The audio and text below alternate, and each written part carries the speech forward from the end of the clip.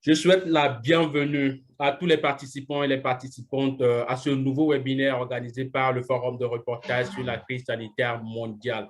C'est un forum du Centre international pour les journalistes, ICFJ, basé à Washington et lancé en collaboration avec le réseau international des journalistes IGNet pour aider et apporter notre soutien aux journalistes du monde entier.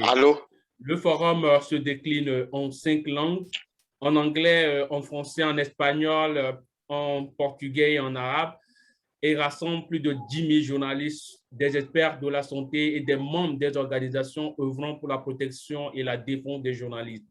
Nous organisons chaque semaine des webinaires, des ateliers en ligne et des formations gratuites pour les journalistes.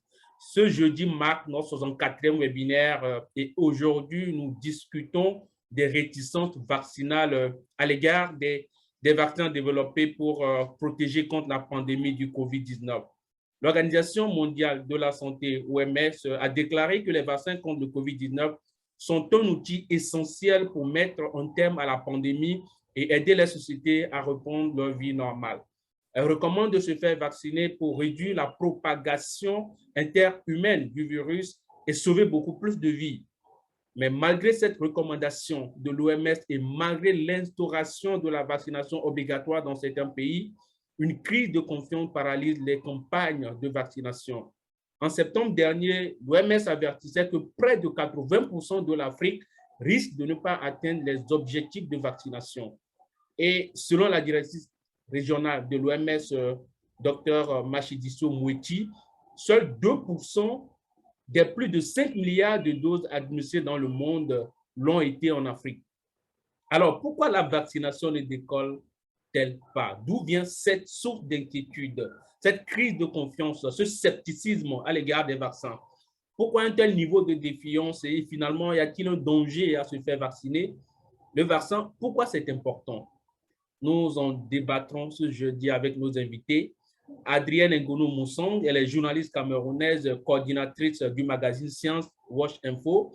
Elle a travaillé au journal Le Jour, au quotidien Mutation et à l'agence panafricaine Panapresse. Elle est la présidente du réseau des journalistes pour l'application du plan d'action de Maputo. Notre second invité est M. Julien Evignon. Il est journaliste à Radio Pyramide FM, directeur du site d'information Plume d'Action. Il est par ailleurs vice-président du WEMA, qui est Wash and Environmental Media Alliance, qui est une association qui regroupe des journalistes environnementalistes. Notre troisième invité est M. Chengou Serge Didier. Il est journaliste et formateur consultant, rédacteur en chef d'Ivoire Echo, et également le secrétaire général de l'OJPCI, qui est l'Organisation des journalistes professionnels de Côte d'Ivoire.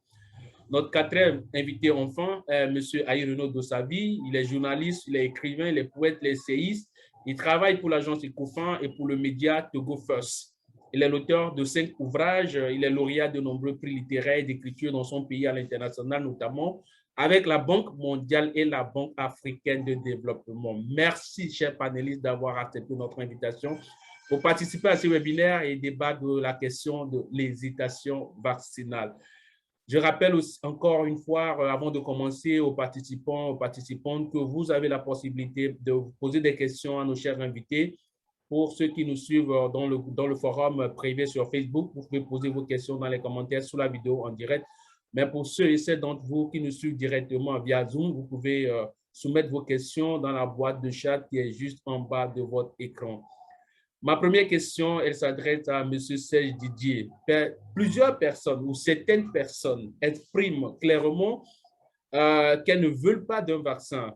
Mais vous avez fait le choix contraire. Vous avez décidé de vous faire vacciner pour vous protéger contre le COVID-19. Est-ce qu'au moment d'aller vous faire vacciner, vous avez eu des craintes? Votre micro n'est pas activé. C'est bon? Voilà. Vous m'entendez? Oui, c'est pas. Voilà. Au moment d'aller me faire vacciner, je n'ai eu aucune crainte. Hein. Franchement, je n'ai eu aucune crainte parce que la situation que nous vivons est une réalité. C'est une réalité concrète. Donc, et la nécessité de se vacciner s'imposait à moi. Donc, c'est depuis le mois de mars, le 1er mars, que les vaccins sont arrivés en Côte d'Ivoire et On a commencé d'abord par vacciner le personnel soignant, les hommes en tenue. Bon, moi, j'attendais impatiemment mon tour pour aller voilà, me vacciner. Et au mois de mai, je suis parti, je me suis vacciné sans avoir aucune crainte, parce que de toutes les façons, cette pandémie n'est pas un jeu, c'est une réalité. Donc, voilà. Donc, je n'ai pas eu peur, en fait, pour répondre de manière concrète à votre question. Je n'ai eu aucune peur, je n'ai pas eu peur de me vacciner. Et puis voilà, je suis parti. Le personnel soignant a été très correct, très gentil avec moi. On nous a donné des conseils. Voilà. Si vous avez de la fièvre après la vaccination, essayez de prendre du paracétamol, essayez de prendre de l'aspirine. Voilà. Donc, et puis après, je n'ai rien eu. Jusqu'à ce jour, lors de la première dose, je n'ai rien eu. Et puis pendant la seconde dose aussi, je n'ai rien eu. Je n'ai pas eu de palu, rien. Est-ce que vous n'avez pas été vous influencé par ces rumeurs, ces informations qui circulaient à propos des vaccins sur les réseaux sociaux? Bien sûr, bien sûr. Bon, influencé, pas vraiment. Bon, j'ai lu tout ça. Vous savez, avec la pandémie, bon, il y a eu beaucoup de fake news, hein, beaucoup de fake news à ce propos. Voilà, il faut faire ceci, il faut faire cela, il faut faire cela. Bon, mais moi, je suis journaliste, donc après, je vérifie toujours les informations avant de les prendre pour agent comptant. Donc, non, non, bon, c'est maintenant, par contre, quand je dis aux gens que je suis déjà vacciné, ils disent, mais tu es courageux, hein? Ils me disent, mais toi, tu es courageux. Ah, tu t'es vacciné. Donc, c'est vrai, ça s'est passé comment? Ils sont curieux. Est-ce que tu as eu ceci? Est-ce que je dis non, je n'ai rien eu. Mais par contre, il y a des gens qui ont, voilà, des gens qui se sont vaccinés, mais qui ont eu un léger palu, et puis voilà, ils ont eu des maux de tête, mais rien de plus. Ils n'ont pas eu quelque chose de, voilà, de compliqué. Donc, voilà. Adrienne.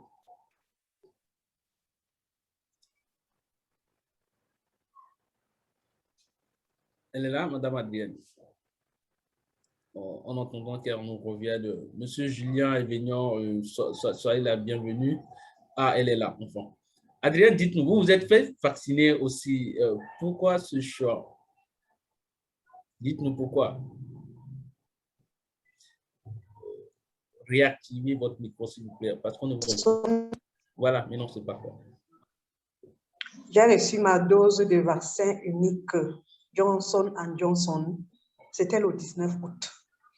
J'avoue que si je dis que je n'ai pas eu peur, je serais peut-être en train de ne pas dire la vérité, quoi. Pourquoi vous avez eu peur? Je vais d'abord dire que je suis de ceux qui étaient d'abord contre le vaccin. J'étais dans le groupe de ceux qui étaient réfractaires au vaccin. Mais à force de suivre des formations en tant que journaliste avec des spécialistes des questions de santé, je fais ici un clin d'œil au professeur Yap, qui travaille pour Épicentre, la branche de recherche du Médecins sans frontières, qui nous ont entretenus sur ce que c'est que les vaccins et sur le vaccin anti-Covid particulièrement, qui n'a pas, je vais dire, qui n'a pas respecté les étapes nécessaires pour être homologué, étant donné la situation d'urgence dans laquelle on s'est retrouvé. J'ai changé d'avis. J'ai dit pourquoi pas. Voilà comment j'ai décidé de me faire vacciner, mais cette fois-là avec un vaccin à dose unique pour éviter de me retrouver dans une situation compliquée au cas où les deuxièmes doses n'arriveraient pas. Si je me décidais, par exemple, de prendre le vaccin à deux doses, peut-être la première dose, je pouvais l'avoir, et puis la deuxième retarde et les délais. En fait, je me retrouve en train de ne pas respecter les délais, quoi. Et dès qu'on a annoncé l'arrivée de Johnson & Johnson, nous étions à une réunion avec un directeur d'hôpital qui nous a sensibilisés, qui nous a dit qu'il y avait les doses dans sa formation sanitaire. J'ai décidé d'y aller. Et curieusement, je suis arrivée, je ne suis pas allée là-bas, je suis allée dans un autre centre et je me suis rendu compte que les vaccins attendaient plutôt les populations, que c'était désert. Donc, je n'ai pas eu de la peine à me faire vacciner. À peine je suis arrivée, j'ai reçu ma dose de vaccin et j'ai reçu quelques conseils. On m'a demandé d'attendre 15 minutes et tout. Bon, j'avoue que je me faisais vacciner avec un peu de peur au ventre. Un peu de peur parce que tout ce qui a été dit autour de la vaccination ne me laissait pas indifférente. Donc, je ne peux pas dire que je n'avais pas peur. En tant qu'humain, la peur, je pense que c'est une réaction normale. Mais quand j'ai pris mon vaccin, j'avoue qu'autour de moi, je suis l'une des rares personnes à avoir été vaccinée. Quand je le dis, certaines personnes ne croient pas jusqu'à ce que je leur présente la carte de vaccination. Donc, c'est un peu cela. Je me suis décidée à me faire vacciner parce que je me suis dit, ça me protège moi-même et ça me permet aussi de circuler librement. Bon, circuler librement, pourquoi? Parce qu'il peut arriver que quelque part on vous dise, si vous n'avez pas votre carte de vaccination, vous n'allez pas accéder au site, ainsi de suite. Donc, j'aime souvent la liberté. Je me suis dit, pourquoi pas me faire vacciner, ça ne coûte rien. Et l'autre chose que je me suis dit, c'est mieux vaut mourir de vaccin que de mourir de coronavirus parce que j'ai vu des personnes souffrir. J'ai vu les personnes en détresse respiratoire. C'est pas beau à voir. C'est-à-dire, quand on regarde l'image, cette image-là, si vous décidez de cette façon, vraiment, ça peut traumatiser toute une famille. Donc, je me suis dit, il vaut mieux mourir de vaccin que de partir de cette façon-là. Voilà. Monsieur Julien, pour vous, le choix de se faire piquer, de se faire inoculer, est-ce que ça a été un choix facile pour vous? Bonjour d'abord à tout le monde.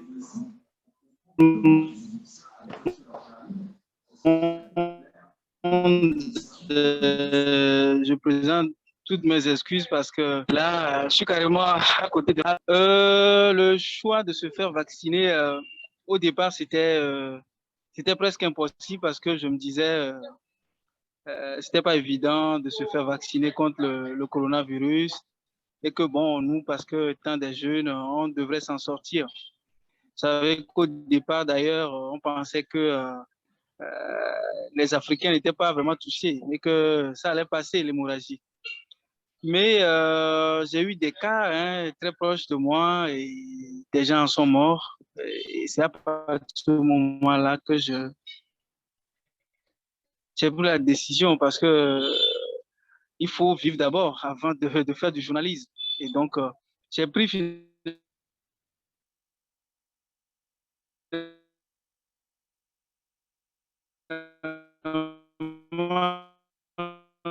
la décision de me faire vacciner, de faire vacciner également ma famille. Ma famille s'est fait vacciner et avec les clichés qu'on avait par rapport à pas, même d'un seul retard après, c'est vrai que quand à côté de soi, on voit des... La connexion est un tout petit peu défectueuse. Mourir, ça vient de soi. Vous m'entendez? Oui, mais la connexion, elle est un tout petit peu seulement défectueuse. Ah, vous m'entendez maintenant, ça va? Oui, maintenant ça va. D'accord. Non, je disais que la maladie a touché certains membres de la famille. Et donc, au départ, je voulais pas, même d'un seul état, je voulais bouger. Mais parce que au finish, on a vu des gens mourir, ok, dans la famille, des amis. Donc, j'ai fini par prendre la décision. Donc, au départ, c'était pas un choix, je voulais pas le faire, mais le choix s'est imposé parce que de toute façon... Parce que vous avez vu des personnes mourir dans votre entourage. Exactement, il faut vivre d'abord avant de... Donc, bon, c'est un mal pour mes proches comme lointaines. Les gens autour de moi sont fait vacciner. Mais j'avoue quand même qu'au départ, je ne voulais pas le faire, mais bon, ça s'est imposé parce que les clichés sont sautés. Nous allons revenir. Monsieur Harry Nurono de Savi, l'OMS est clair là-dessus que le vaccin contre le COVID-19 protège et sauve des vies. C'est le seul moyen pour mettre un terme à la pandémie. Mais dites-nous, pourquoi y a-t-il autant de barrières à la vaccination malgré tout ce qui se dit, malgré tous les avantages que représente le vaccin? Le problème, ce n'est pas juste une affaire de, comment dire, de dire est-ce que les vaccins sont utiles ou pas. C'est pas ça la question. C'est plus subtil que ça. C'est vraiment une affaire de quels sont les risques et quels sont les bénéfices, et aussi quels sont les risques pour qui et quels sont les bénéfices pour qui. Les vaccins aujourd'hui sont clairement un outil pour gérer la pandémie. Mais je ne suis pas d'accord avec l'OMS quand elle dit que c'est le seul moyen. C'est pas vrai. Ce n'est pas vrai, d'autant qu'on voit ce qui se passe en Israël, on voit ce qui se passe aujourd'hui aux États-Unis, même en Allemagne. C'est-à-dire qu'après les premières et les deuxièmes doses, on parle de booster, c'est-à-dire de troisième, on parle même de quatrième. Certains pensent déjà des quatrièmes doses. Donc, il faut peut-être nuancer un peu sur comment dire, sur le fait que les vaccins sont une sorte de solution miracle qui va mettre fin à la pandémie. Et il faudrait nuancer là-dessus. Ce qui est certain, c'est que les vaccins réduisent le risque de faire les fameuses formes graves et le risque de létalité, évidemment. Et les vaccins sont très utiles, par exemple, pour les personnes à risque, les gens de plus de 65 ans, les gens qui ont des facteurs de comorbidité, je pense notamment au diabète, obésité, par exemple, ou des maladies qui Les attaquent vaccins leur dispensent aussi immunité. de l'hospitalisation. Non, mais c'est-à-dire que ça réduit la gravité de la maladie, puis le risque d'en mourir. Mais ce n'est pas oui ou non. C'est vraiment quel est le risque pour qui, quel est l'avantage pour qui. Par exemple, aujourd'hui, on sait que je crois que le vaccin Pfizer, par exemple, provoque génère plus de risques de myocardite chez les jeunes hommes, par exemple, que le risque de mourir du Covid.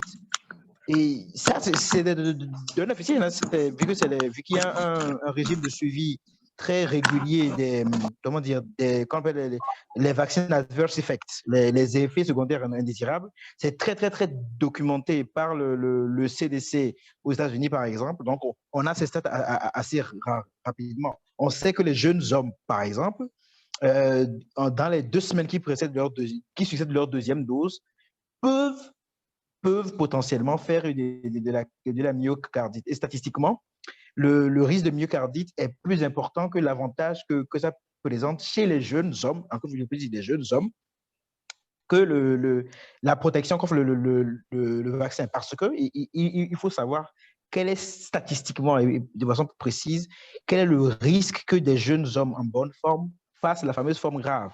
Du coup, vous voyez, c'est une question complexe. Et il faut éviter de trop simplifier. Ça veut dire même c'est quand on essaie de simplifier en faisant un absolu qu'on crispe un peu les gens. Il est important de présenter les données de façon complète parce que évidemment, il y a eu des jeunes qui sont morts du Covid, mais statistiquement, ça représente combien par rapport aux vieux, par exemple? Combien de gens sont décédés du Covid en ayant moins de 50 ans? Par exemple. Et d'un point de vue épidémiologique et de santé publique, ce sont des données qu'il est intéressant d'avoir et qui permettent de définir une politique publique globale. Donc, prendre le risque, par exemple, de vacciner des gens de moins de 20 ans, des jeunes valides de moins de 20 ans, avec quand même des substances qui sont encore expérimentales, hein. Je trouve que c'est un peu quand même un peu trop facile comparé, par exemple, à l'avantage que ça représenterait quand on vaccinerait des gens de 50 ans et plus, par exemple.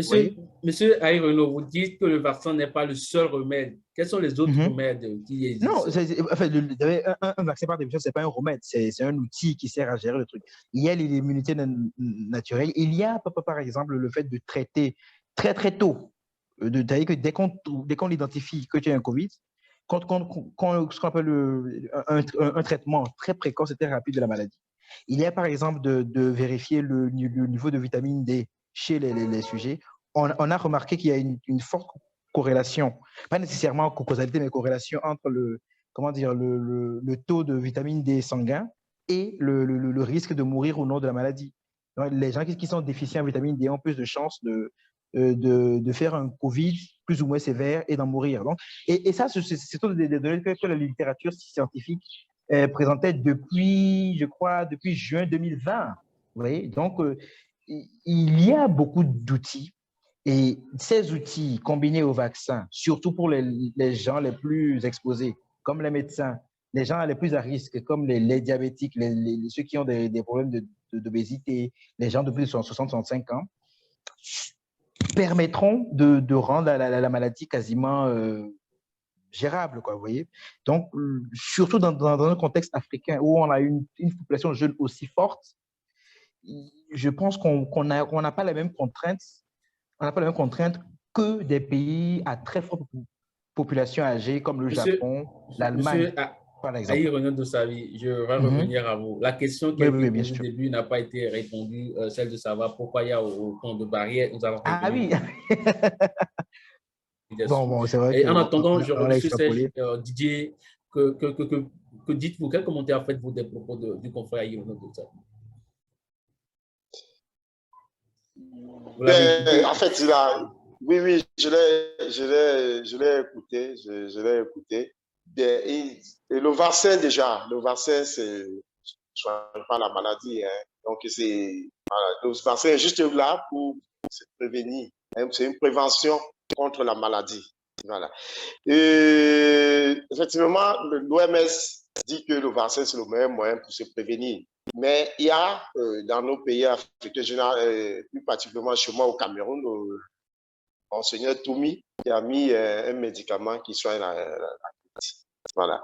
Donc, beaucoup de personnes prennent ces médicaments-là et bon, il y a des témoignages, les gens disent qu'ils en guérissent. Bon, maintenant, le vaccin pour nous, nous vivons en Afrique. Il y a des témoignages, mais il y a eu aussi des études scientifiques en fait pour confirmer oui ou non si c'est efficace. Ou c'est juste des témoignages oraux de personnes qui ont utilisé ce médicament.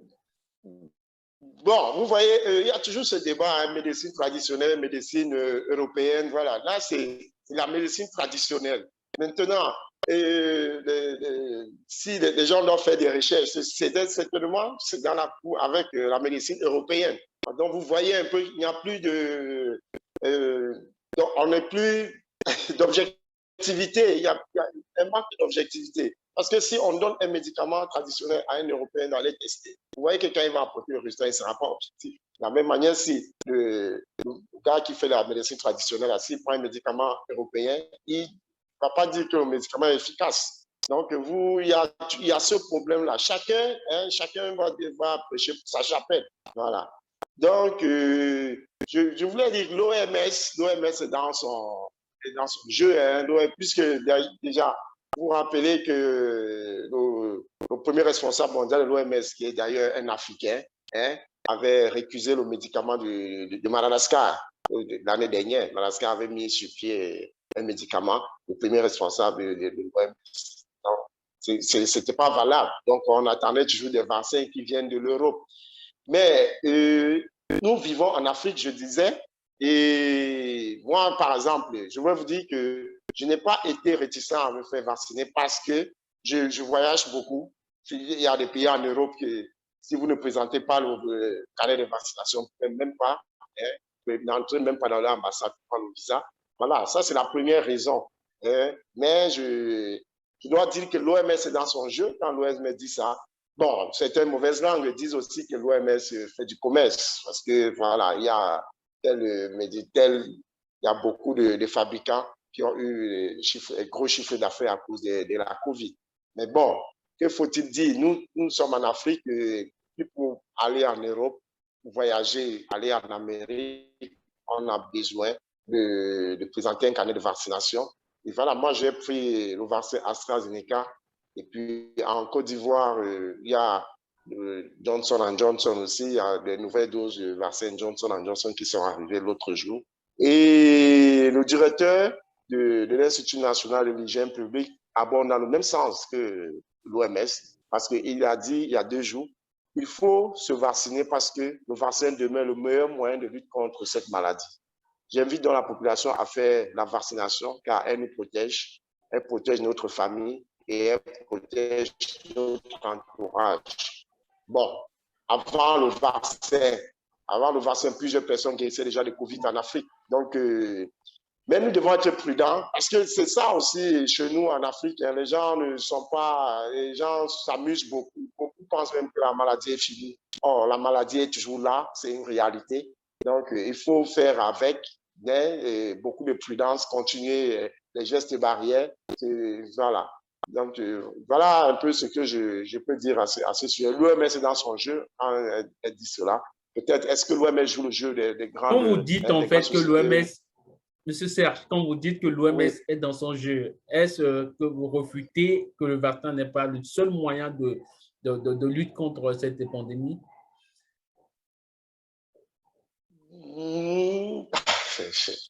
Est-ce que je dis que le vaccin n'est pas le seul? Sauve des vies, le vaccin dispose de l'hospitalisation, le vaccin protège comme les formes graves, les symptômes graves de la maladie. Le vaccin, c'est le seul moyen pour le moment. Mais quand vous dites l'OMS est dans son jeu, oui, on a vu aussi cette course à la vaccination. Il y avait plusieurs entreprises. Il y a eu plus de 280 candidats vaccins. Oui.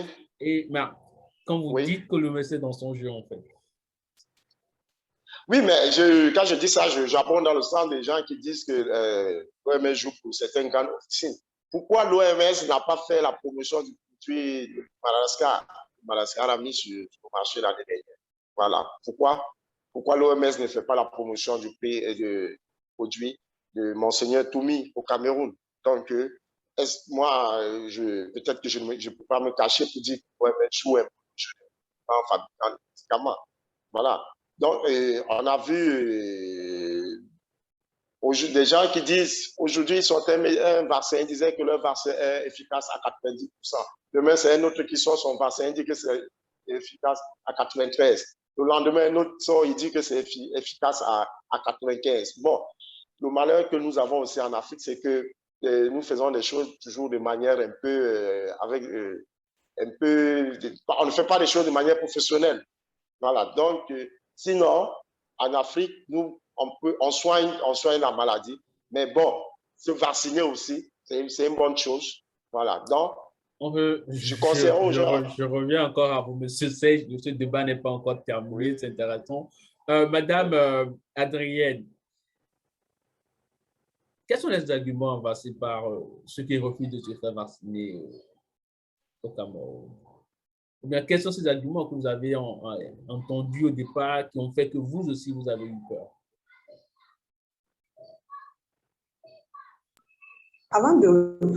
Ça va? Oui, ça va. Vous m'entendez? Oui, avant de répondre à cette question, je voudrais un peu faire l'historique de la vaccination au Cameroun. Le Cameroun a été l'un des pays qui a été frappé par beaucoup de maladies. Je vais prendre le cas de la variole, qui a décimé des villages. C'est grâce à la vaccination que cette maladie a été éradiquée. Je vais même dire éliminée. Moi, je sors d'une région où la variole a décimé des populations. Vous pouvez parcourir des kilomètres et ne pas voir une seule habitation. Bon, maintenant, la vaccination est arrivée.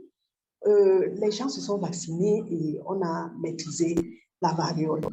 Déjà, même sur le plan traditionnel, il y a des tribus qui utilisent certaines pratiques pour blinder les enfants. On appelle ça vaccination traditionnelle. C'est-à-dire que vous allez voir des gens avec des scarifications, on blesse un peu, parfois c'est sur le dos et autres, on met des produits et autres. Donc, la vaccination, ce n'est pas une histoire d'aujourd'hui.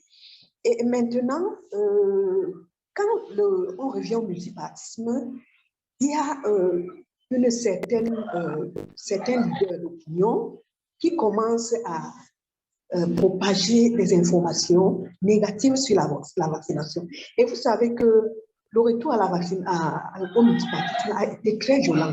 Donc, tout le monde, on rejetait tout ce qui était de l'ancien régime et on prêtait beaucoup plus le flanc aux nouvelles idées.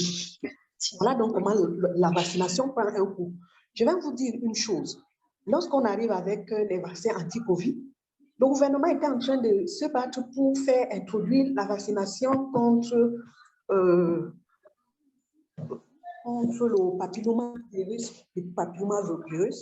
qui est à la cause de cancer du col de l'utérus auprès des jeunes filles encore non sexuellement actives. Et ça avait créé un tollé terrible. Les gens ont dit que non, on veut venir avec ça pour stériliser les filles et tout. Et dès que vous parlez de stérilisation, l'opinion est avec vous. Bon, la vaccination anti-Covid arrive dans ce contexte. D'abord, le Covid est présenté comme une invention. Il y a nos dénis de la pandémie qui est là et autres. Dans cette mouvance, il n'y a pas de traitement. Bon, certaines puissances ne font pas confiance à l'OMS. Dans tout ça, toutes ces informations sont relayées par les réseaux sociaux. Et ça crée de plus en plus comment je vais appeler ça, de réticence. Ça crée des réticences. Quand donc le vaccin anti-Covid arrive, les gens disent, ah voilà, ils veulent venir nous exterminer et autres, voilà. Moi, on m'a dit que j'ai encore 2 ans pour vivre à compter de la date de la vaccination. Donc, j'attends mourir de vaccin. Donc, ça fait que il y a un tas de choses, un tas d'informations qui sont relayées aussi bien par les médias que les spécialistes de la santé. Ce n'est pas une histoire du bas peuple. Il y a même des classes sociales instructionnées qui diffusent, qui propagent des informations fausses. Bon, des informations, je ne sais pas si elles sont fausses, pour décourager les gens. Je vais vous dire que lorsque je suis allée me faire vacciner, aux portes même du centre de vaccination, j'ai rencontré des connaissances qui m'ont dit, donc toi tu es en train d'aller signer ton arrêt de mort, tu ne sais pas que cette histoire-là n'est pas bien et tout et tout. Bon, je voudrais dire que Serge s'est un peu trompé, c'est pas le cardinal Toumi, Monseigneur Toumi, mais c'est Monseigneur Cléda qui a mis sur pied le premier traitement. Oui. Samuel Cléda, c'est vrai, c'est l'enfant de Monseigneur Toumi, ça se comprend, qui a mis sur pied un traitement. Et c'est autant de choses qui font qu'aujourd'hui, les gens disent qu'ils préfèrent prendre ces molécules de la médecine traditionnelle que de risquer à prendre le vaccin. Donc, voilà un peu la situation de la vaccination. La vaccination a pris un vrai sérieux au Cameroun. Ça fait que ça ne concerne pas que la vaccination anti-Covid, ça concerne la vaccination sur toute la ligne. J'allais dire ça. Ça concerne la vaccination sur toute la ligne. Dès que vous dites que vous allez vacciner et gratuitement, on dit voilà, ils veulent déjà nous tuer, ils veulent faire ceci, ils veulent faire cela. Si on ne comprend pas ça, tous les discours qu'on va prononcer, tout ce qu'on va faire, on va tourner en rond. Voilà. Monsieur Aïe Renaud de Savy, en fait, la couverture, oui, la couverture vaccinale contre de nombreuses maladies peuvent être prévenues par un vaccin. Nous avons vu, les gens ont été les populations ont été vaccinées pour la rougeole, pour les oreillons, pour la rubéole, pour la diphtérie, la coqueluche et même le tétanos. Mais il n'y a pas eu ces rumeurs, il n'y a pas eu de réticence, il n'y a pas eu ces hésitations. Pourquoi c'est maintenant que ça arrive? Alors que la pandémie du Covid-19, elle est réelle. Il faut se rappeler, il faut voir le contexte dans lequel ces vaccins émergent. C'est-à-dire que c'est à peine l'année dernière qu'on parlait de vaccins. Et les labos ont beaucoup travaillé et ça a beaucoup avancé, on est d'accord, mais en moins d'un an, les vaccins sont sur le marché.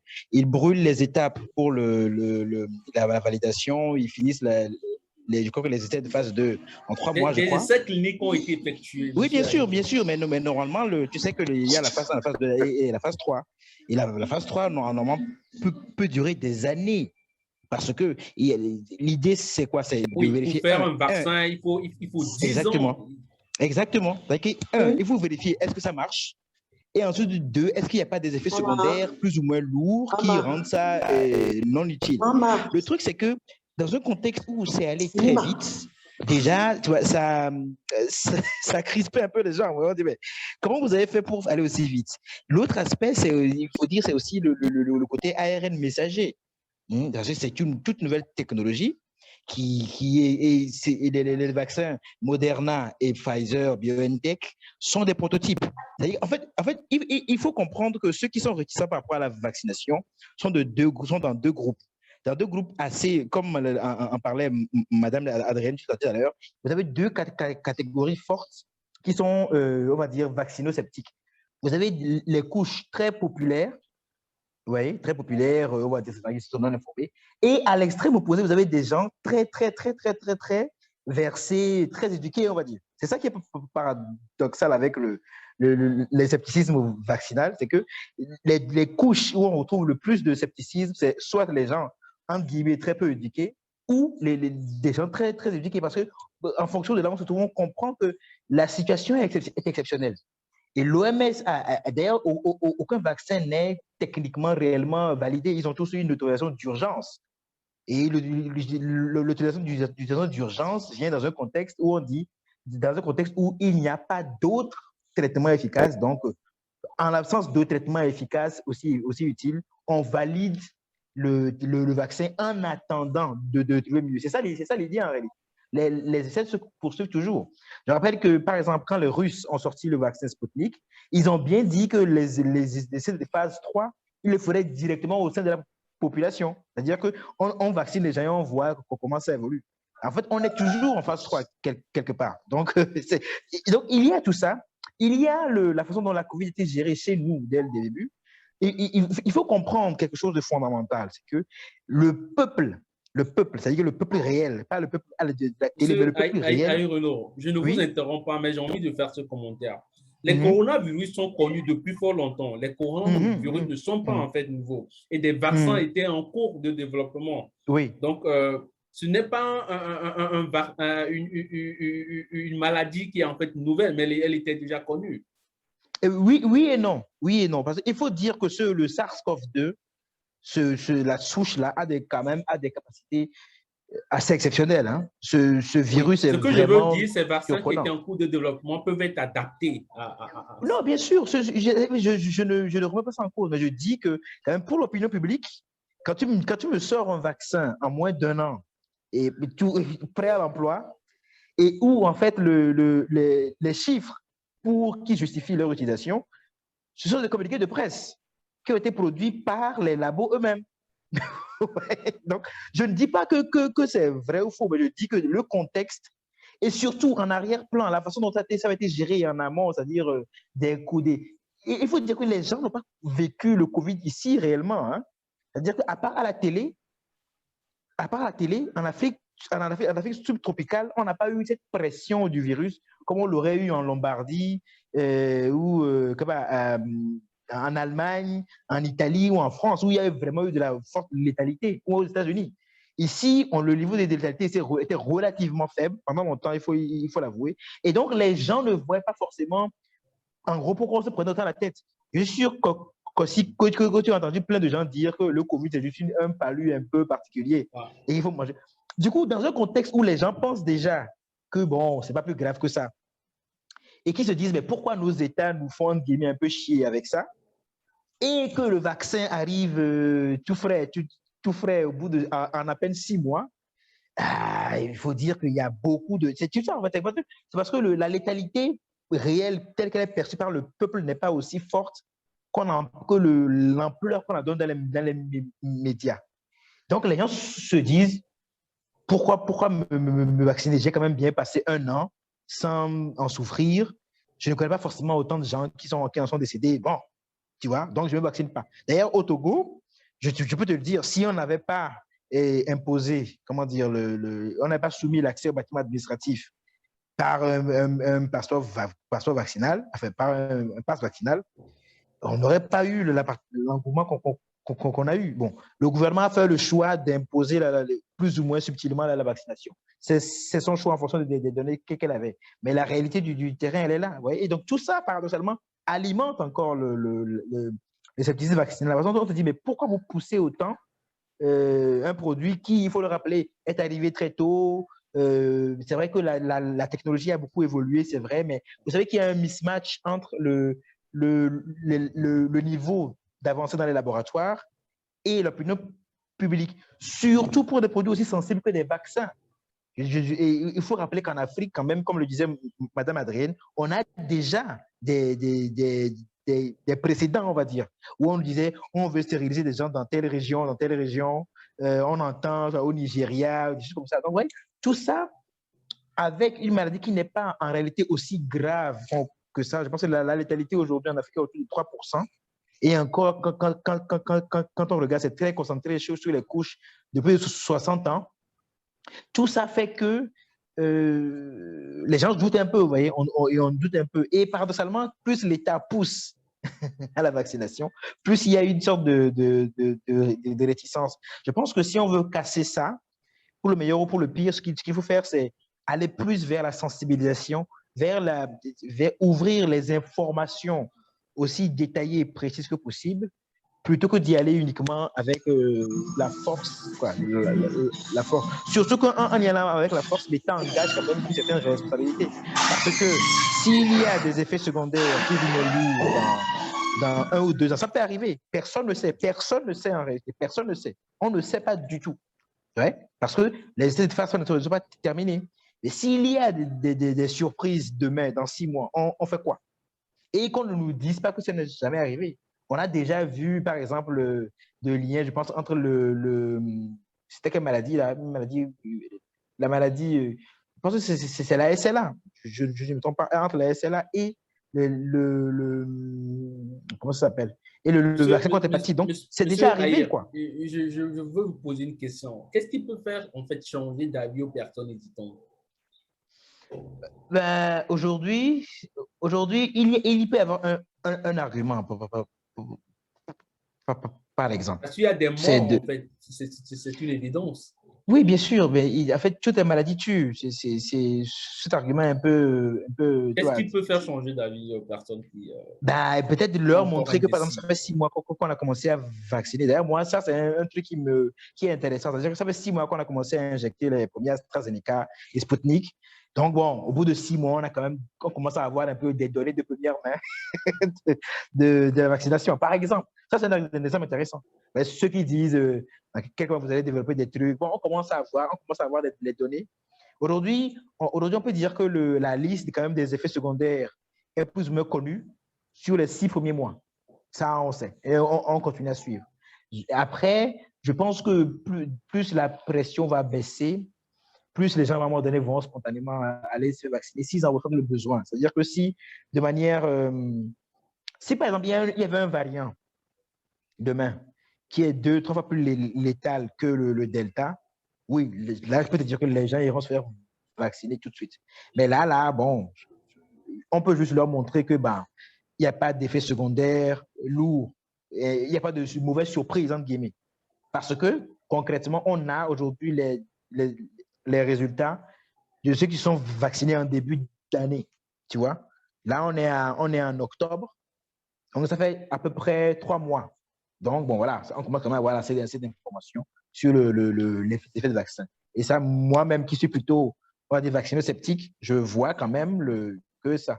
Voilà, il y a pas d'hécatombe, quoi, pour le moment. Monsieur Julien Vignon, vous étiez sur le point de dire quelque chose. Je reviens à vous maintenant.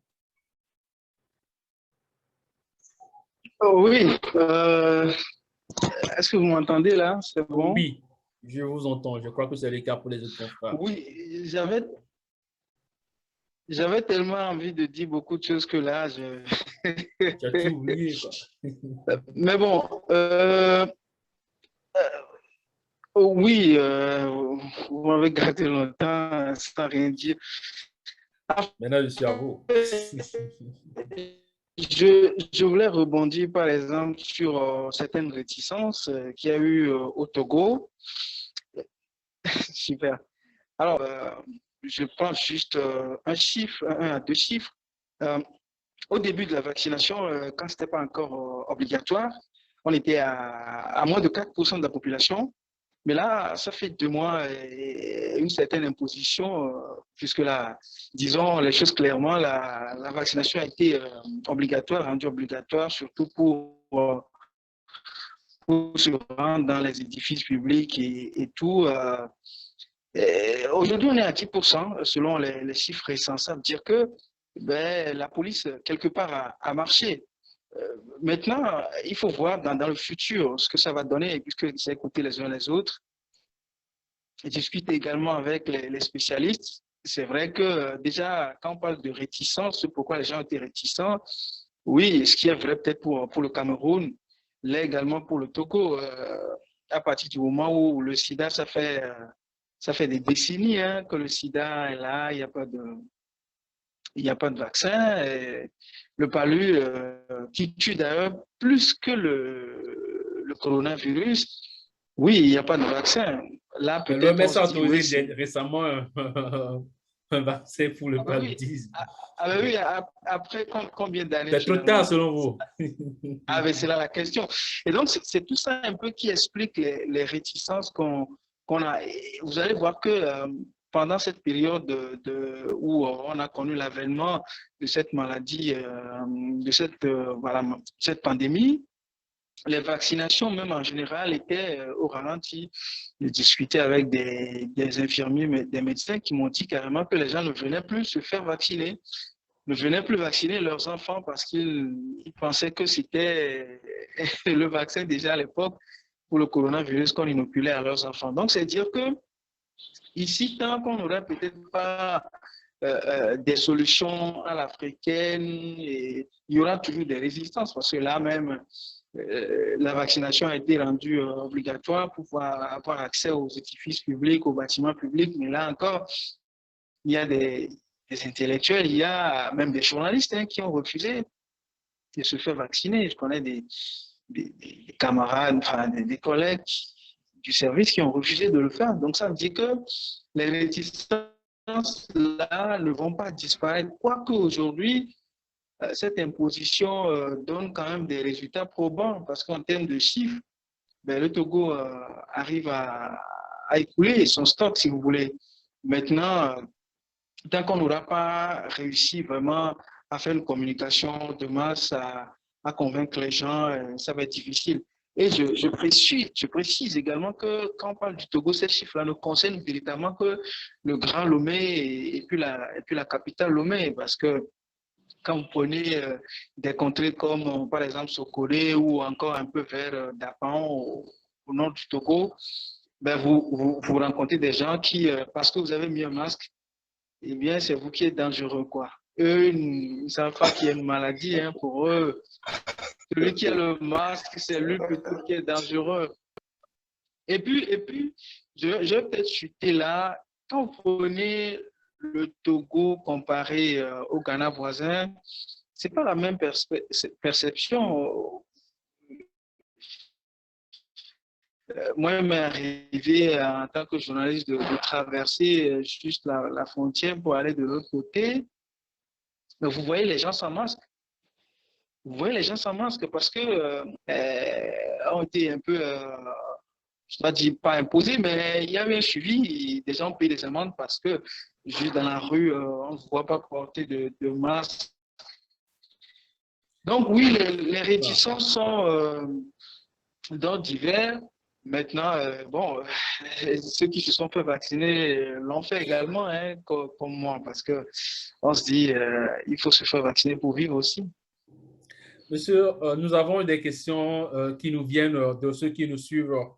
Je pose celle-ci à Monsieur Serge. Je lis la question. Est-ce que le déficit de vaccins ne conforte pas le doute qui persiste en Afrique?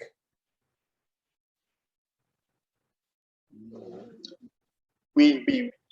Je dois l'avouer, le déficit de vaccins conforte ce doute. Et je dois d'abord, il faut aussi que je dise merci à ma conseillère Adrienne pour la correction de tout à l'heure. Donc, c'est vrai qu'aussi le déficit conforte les gens. Ils se disent qu'il n'y a pas assez de vaccins. Voilà, même ici en Côte d'Ivoire, on a reçu l'autre jour quelques doses seulement du vaccin Johnson & Johnson.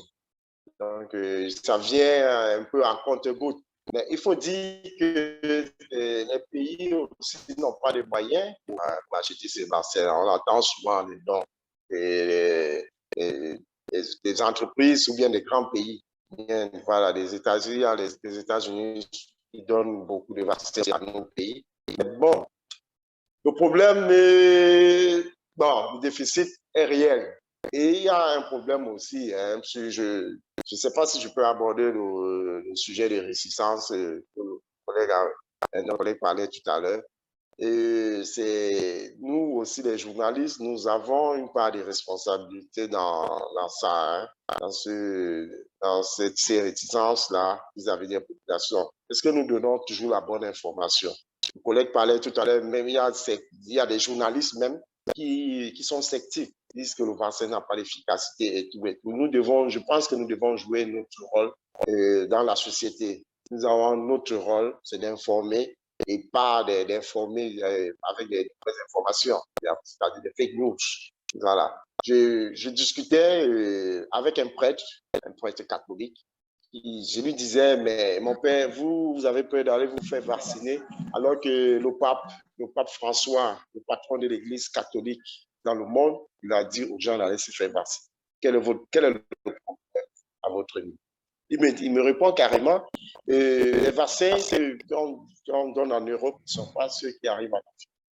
Vous voyez un peu, si un prêtre arrive déjà à réfléchir comme ça, imaginez le paysan qui est dans une contrée très lointaine, il n'a même pas accès à la vraie information. Parce que dans cette histoire de coronavirus-là, j'avoue que les mauvaises informations, les fake news sont allées très, très vite que les bonnes informations. Donc, nous, journalistes, on a un rôle capital dans cette situation.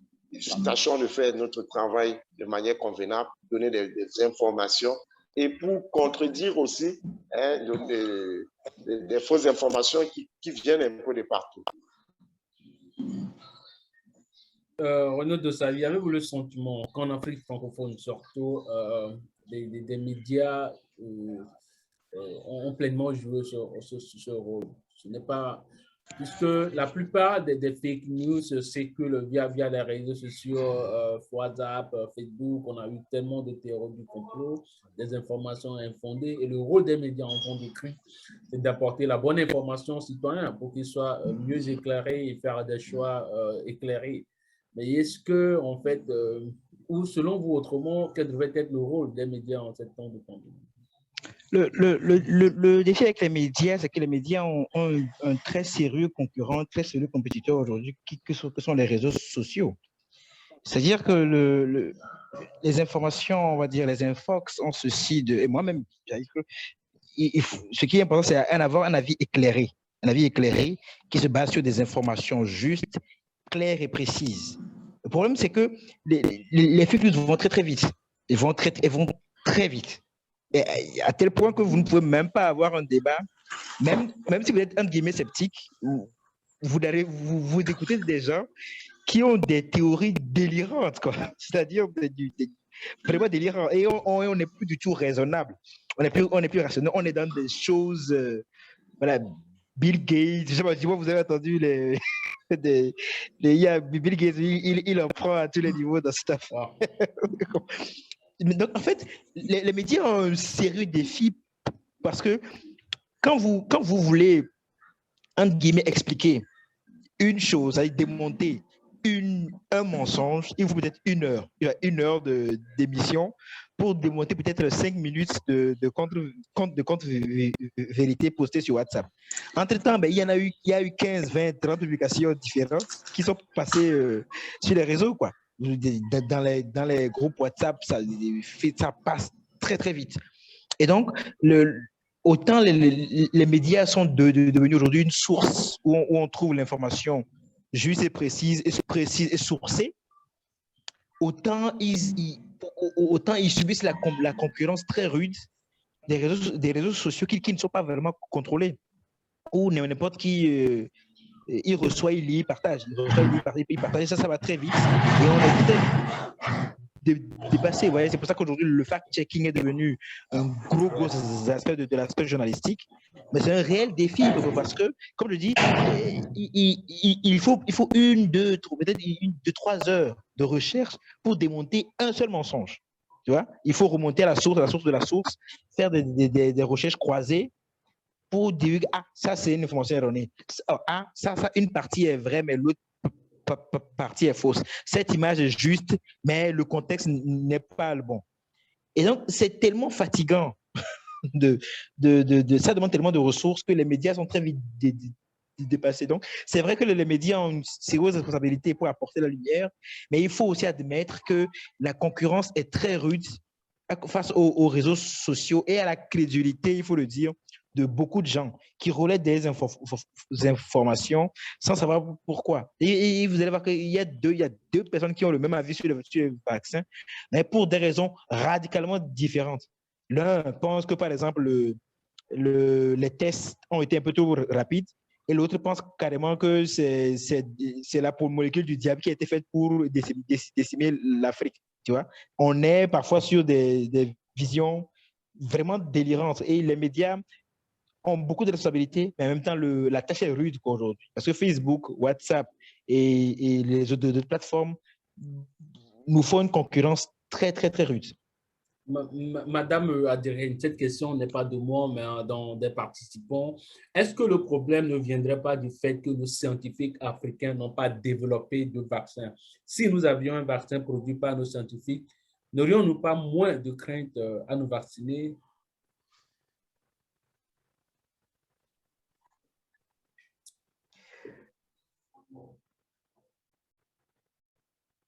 Adrienne, le micro n'est pas... Oui, je disais, oui, voilà, ça va. Je disais, je ne peux pas donner une réponse exacte à cette question que je trouve très complexe.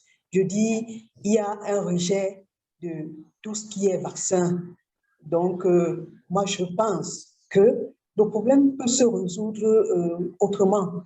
Le problème ne doit pas concerner, ce ne sont pas seulement les médias qui peuvent apporter la solution au problème, et non pas les scientifiques. Je ne sais pas si c'est le politique non plus. C'est-à-dire que c'est une histoire de tout le monde. Essayer de voir d'où on est parti avec ce rejet de tout ce qui est vaccination. Essayer de voir quelles sont les personnes qu'on peut impliquer pour examiner les causes réelles de la situation. Et ces personnes-là vont essayer de réfléchir sur les solutions à apporter. Comme ça, les médias ne vont que diffuser ce qui a été trouvé. Qu'on ne se trompe pas. Les journalistes ne peuvent pas faire changer des positions comme celle-là. Le journaliste, même là, il s'agit d'une communication pour le changement du comportement. Et ce n'est pas le journaliste qui peut penser, trouver une solution à cela. Bon, peut-être que si on développait des solutions endogènes, de vaccins endogènes en Afrique, peut-être ça passerait. Mais il faut aller au-delà parce que ça concerne aujourd'hui Corona. Hier, c'était Ebola. Avant-hier, il y avait le débat sur d'autres vaccins et tout et tout. Et on va même d'ailleurs remarquer que la couverture vaccinale de beaucoup de pays d'Afrique francophone a chuté. Elle a baissé, l'OMS tire la sonnette d'alarme tout le temps. Et on voit la résurgence de certaines maladies. C'est une question très sérieuse qu'on aborde en blaguant, mais bon, la santé de nos populations en dépendra de nous après-demain, parce qu'on rejette nos vaccins anti-corona aujourd'hui, on va rejeter les autres, ainsi de suite, et on sait que l'Afrique, et puis c'est particulièrement l'Afrique francophone, est encline à des maladies évitables par la vaccination. Donc, moi, je pense qu'on peut peut-être se dire que si on développe un vaccin africain, ça va aller, mais il faut penser à quelque chose qui va au-delà du développement du simple vaccin africain. Comment dire, voilà. Merci à vous, chers panélistes, pour cette conversation. Je pense que tout n'a pas été dit en une heure. Il y aura forcément des discussions encore, oui, des discussions qui vont continuer dans nos différentes plateformes sur Facebook ou dans le groupe privé du forum sur WhatsApp. Je vous dis merci pour votre temps, pour l'échange que nous avions eu autour de cette question de réticence vaccinale. Le médecin-chef, le vice-président de Pfizer, disait que le vaccin est efficace contre toutes les sortes de variants. Et à l'heure actuelle, le vaccin semble être le seul moyen pour lutter contre la pandémie du COVID-19. Et c'est aussi le vaccin qui permet de pouvoir prévenir les formes graves de la maladie, puisque la maladie, elle est bien réelle. Merci encore pour tout ce que vous aviez eu à dire au cours de ce temps. Moi, je vous donne rendez-vous pour le jeudi prochain, où nous aurons le mercredi et le jeudi prochain, nous aurons deux webinaires. Un webinaire sur un nouvel outil qui aide beaucoup les journalistes, qui est une solution au problème des journalistes, et un autre webinaire avec l'École supérieure de journalisme de Lille sur comment réussir les concours des écoles de journalisme. Je rappelle que nous avons lancé un petit sondage qui est un exercice que nous faisons habituellement, qui nous permet de savoir si le webinaire était riche, qui nous permet de recevoir les recommandations, les suggestions, les remarques de ceux qui nous ont suivis. Nous vous invitons à prendre quelques secondes de votre précieux temps pour bien vouloir le remplir. Je vous l'enverrai également par mail. Je l'ai mis, je l'ai publié dans la boîte de chat qui est en bas de votre écran.